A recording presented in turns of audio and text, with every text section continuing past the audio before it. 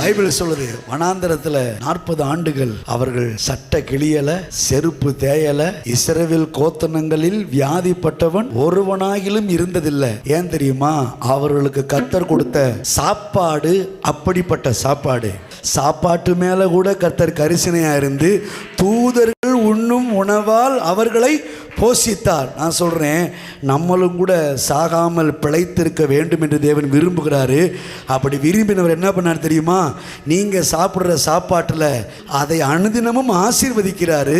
அதுக்கு மேல நீங்களும் நானும் ஆரோக்கியமா இருக்கிறதுக்கு அவருடைய சரீரத்தை, அவருடைய இரத்தத்தை நீங்கள் பானம் பண்ணும்படி, புசிக்கும்படி கர்த்தர் கொடுக்கிறார்.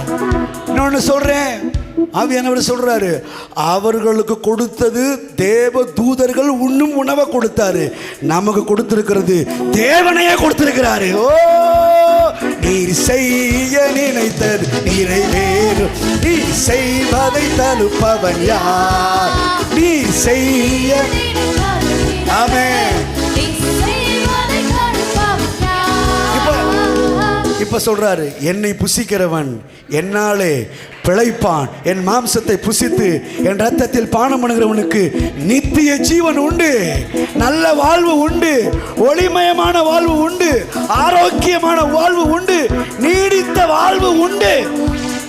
தேவ தூதர்கள் உண்ணும் உணவை உண்டவர்கள் செத்து போயிருக்கலாம், ஆனால் தேவனையே உண்டவர்கள் சாவாமல் பிழைத்திருந்து கர்த்தருடைய செய்கைகளை விவரித்துக் கொண்டே இருக்கலாம். தூதர்கள் உண்ணும் உணவால் உந்தன் ஜனங்களை போஷித்தீரே.